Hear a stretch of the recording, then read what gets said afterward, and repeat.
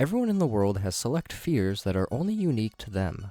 Sure, they may share those fears with other people around them, but not everyone is scared of the same thing. I may soil my pants whenever I see a T-Rex, but the 9-year-old next to me is probably jumping with joy at the mere sight of one. Sometimes, these fears start to become a little more irrational in nature and borderline uncontrollable. This is when it starts to turn into a phobia. Now, I feel like phobia has kind of gotten the same treatment as OCD, whereas everyone and their mother, whenever something is crooked and they have to fix it, will call out, "My OCD is kicking in," when in reality, it's just because you're a normal human, and things not being straight look odd. A lot of people say they have phobias of things when in reality, they just get scared by them. Having a phobia means you likely physically can't will yourself to look at and or think of certain materials. Snakes scare the ever-living shit out of me, and if I see one in the wild, I would probably run in the other direction.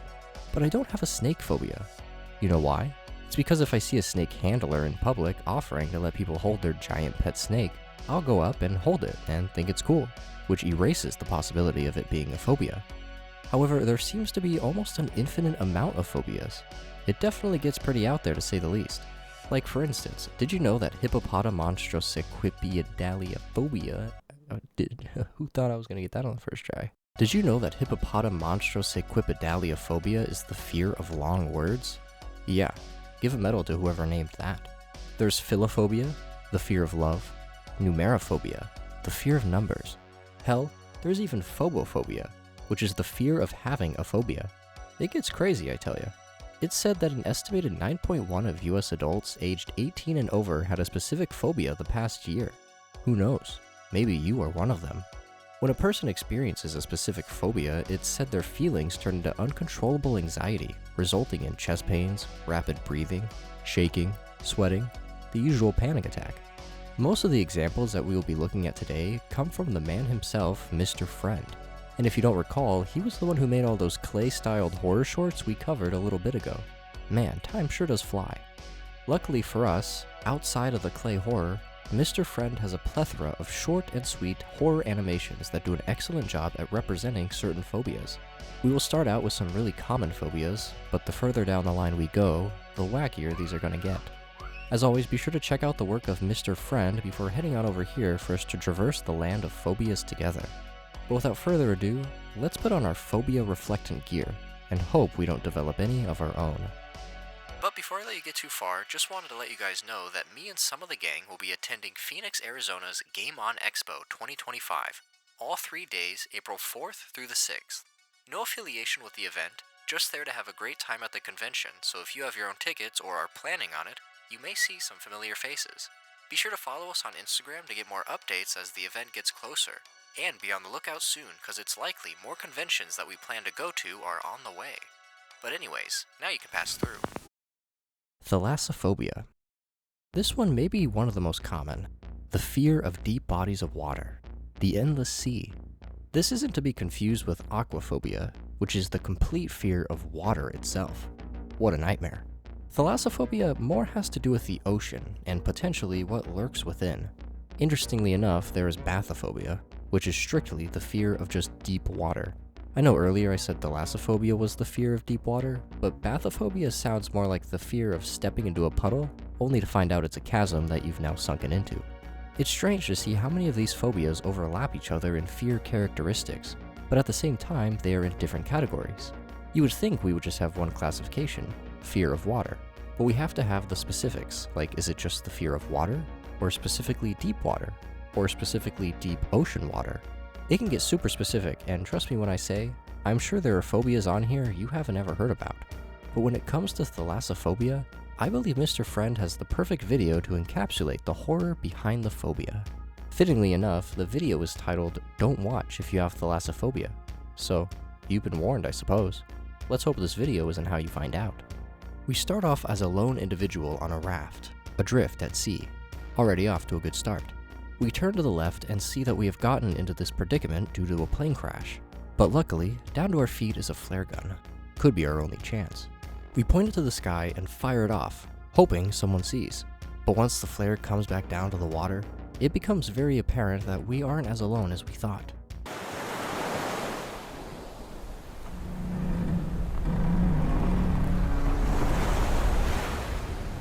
That didn't look like no fish, and now we are rightfully as panicked as ever. The sky then turns dark in an instant, and we look up to see the moon being a different shade of blue, and more noises coming from down below. Our character decides it would be a good idea to peek over the edge, to get a glimpse at anything underneath him. But all of a sudden, we see a bunch of air begin to shoot out from the raft. This isn't going to be good. One by one, a hole is punctured around the raft, and sure enough, it begins to sink down, and us along with it. We're now trapped under the sea, and we get a quick glimpse at the giant hand that had pulled us under.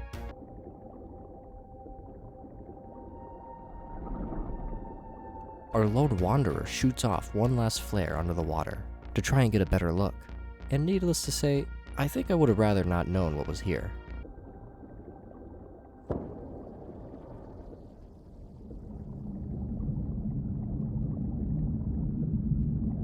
We try to swim up as fast as we can, but it's no use.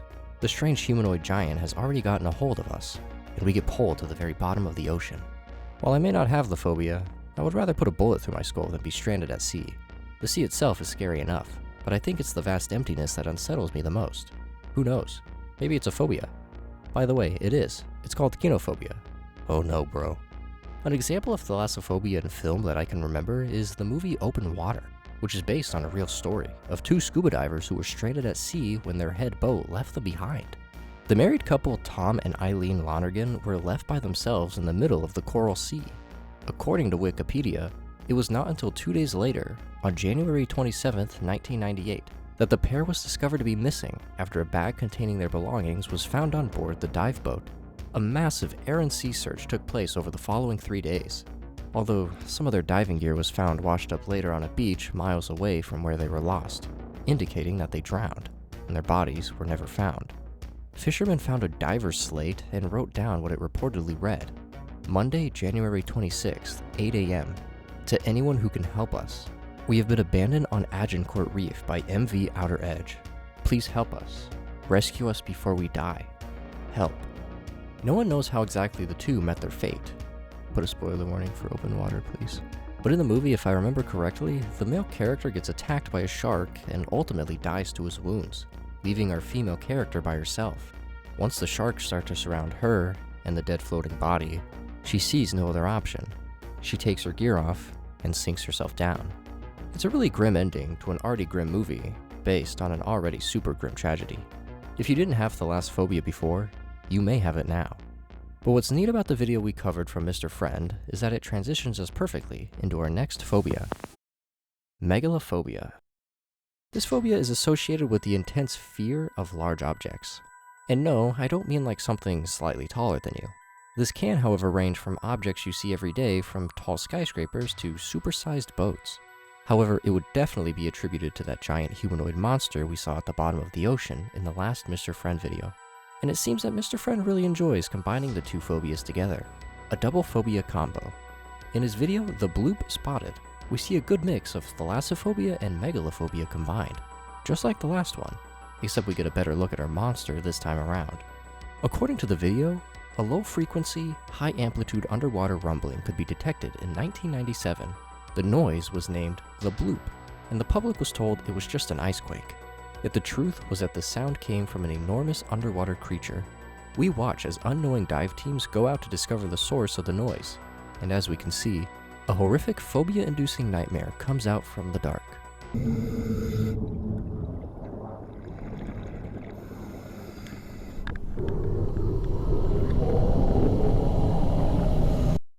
There are a ton of megalophobia examples out there. I'm sure we have all seen that animation of the giant space creature coming down and wiping out the moon. And I would say just about every kaiju monster you can think of falls under that category. Movies that I think invoke the fear pretty well would be your Jurassic Park movies and Godzilla movies. I know that T-Rex loves to torture me. But one that always stood out to me and startled me the most when I was younger was War of the Worlds. Something about those tripods just made child me completely overrun with fear. The way they instantly can vaporize anyone it wants, and how it collects humans in its little cages and picks out whoever it wants when it's hungry. It's a really good and really terrifying movie, and if you are some of the few that haven't seen it, I gotta ask, what are you doing with your life? While thalassophobia blends with megalophobia pretty well, I do believe our fear of giants coincides with our next phobia just a bit better. Astrophobia. Like the name suggests, astrophobia is the fear of space, and in some cases it also includes aliens as well. Astrophobia is not to be confused with astrophobia, with an A, which is the fear of thunder and lightning. How much power a single letter holds. I believe astrophobia and megalophobia coincide with each other better just due to the fact that space in and of itself is very large, and I feel just the mere concept of the infinite universe can very easily trigger that megalophobia. Movies like Gravity did a good job at giving you that really awful sense of emptiness and being alone in space. Something I'm curious to know is if you think it would be worse to meet your end stranded at sea or stranded in space. Leave your answer down below, as I'm really curious to see what you all think. Astrophobia can get so intense for people that just staring up at the night sky can get too intense. And I can relate partially. Staring at the night sky, especially a clear one full of stars, is so wonderful to look at, but can also very easily be an entryway for an existential crisis. If I stare at the moon and think about its existence for too long, things will get a little scary. Something I think also invokes that fear especially well is those early NASA photos of our neighboring planets. Hell, even the newer ones aren't all that comforting to look at. The pitch black background just shows off the extent of how vast, dark, and empty space is. The closest thing to nothing we can fathom. Astrophobia also seems to be one of the main themes that we can find across Mr. Friend's page. And in light of the new Fantastic Four movie coming out, I figured we could check out the latest example from Mr. Friend. Galactus devours Earth. We start off watching two astronauts playing golf on the moon. We go to swing the ball towards the Earth, but the man, the myth, the legend himself takes us by surprise.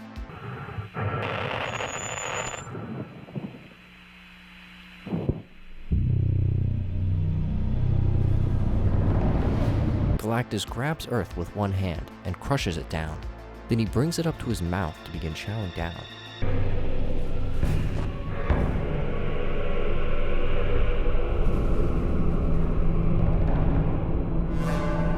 Everything and everyone you know is now inside Galactus.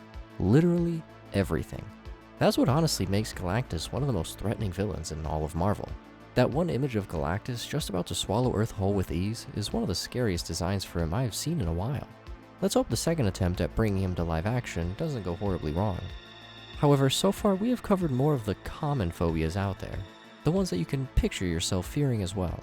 But I think it's time to head into more of the obscure phobias that exist in the world. Trichophobia. Trichophobia is the fear of hair. This includes seeing hair, touching hair, and this is any hair. The hair on people's heads, legs, arms, you name it. Just hair in general is the problem.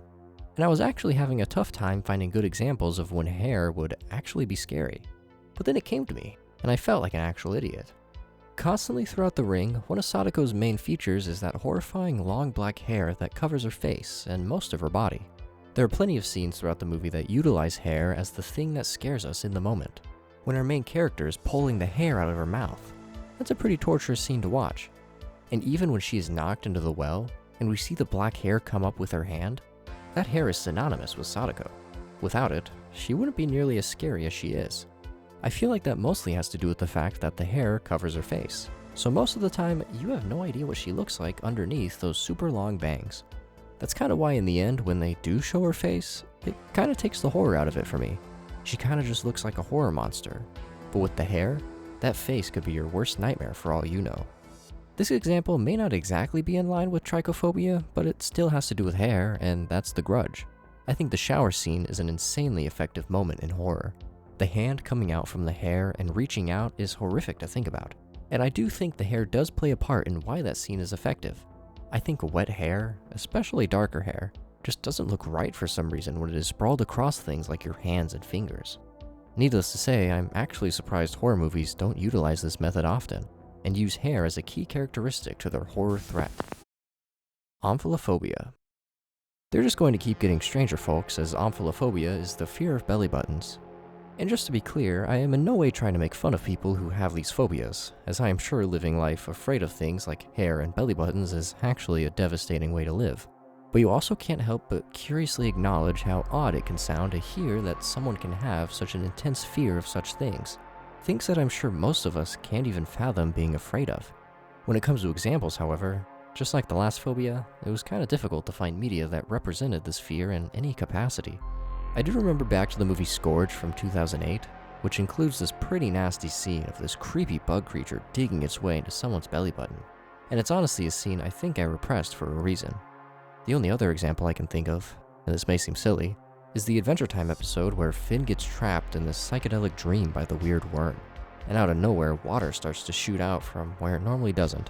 As a kid, this scene always creeped me out, as I hated imagining that sensation with just how much water came pouring out. A Reddit post from someone saying they have omphalophobia shed some light on how it exactly feels having this phobia. Every time I see a belly button, I feel like throwing up. The thought of someone touching my, his, or any belly button repulses me. When I'm trying to touch my belly button, it feels like I'm touching my organs, and I feel it throughout my whole body. Even now when I'm thinking too much about belly buttons, I can feel it, and it's the worst. Belly buttons are weird, what can I say? But this, ladies and gentlemen, brings us to our final phobia of the day. And by God, is it something else? Anatidaephobia.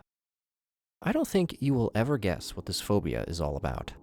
It's the fear that a duck is constantly watching you. Sounds scary, right? Now from what I have found, this phobia is actually not recognized as a real phobia in published works like the DSM and whatnot. As of this moment, it is kind of mixed with ornithophobia, which is the fear of birds. But I like the idea of ducks being scary enough to warrant their own category. To be fair, some birds can be huge jackasses. Hawks, eagles, you name it. They'll mess you up if they feel like it. Ducks, on the other hand, I'm not so sure. I've fed ducks before and all they do is rapidly peck at your fingers. But other than that, they seem like chill guys. As you can imagine, I wasn't able to really find any horror examples that seem to fit in with this phobia. There is the VR game Duck Season that turns into a horror game, but it's the dog that attacks you, not the ducks. Other than Birdemic and maybe Howard the Duck, I can't really think of anything else. I did find an article actually on Mashable where the author says Howard the Duck was their gateway to loving horror, so maybe Howard the Duck is a good example. But the author says it was the body horror elements near the end that made them feel that way. But so far, this phobia seems to still be in its early stages of development. I guess hopefully it doesn't, because that means more people have been cursed with this duck phobia, but it would definitely help bring awareness if it did. However, I think that's about all the phobias I had wanted to highlight and show off in today's video. I hope you guys enjoyed the semi-different style and topics as we went away from analog horror a bit to talk more about a broad range of phobias that I found to be really interesting to learn more about. There are tons upon tons of phobias that exist out in the world today, so if you ever want to be introduced to more, just let me know down below. But as always, if you watched all the way to the end of this video, I thank you all so much for watching. Be sure to check out Mr. Friend's work, and as always, be sure to keep leaving me recommendations down below, whether it be in the YouTube comments or the community Discord, where just like the creature beneath the ocean, I'm always peeking around. But if you'll excuse me, I have a feeling I'm being watched by a certain orange-billed bird.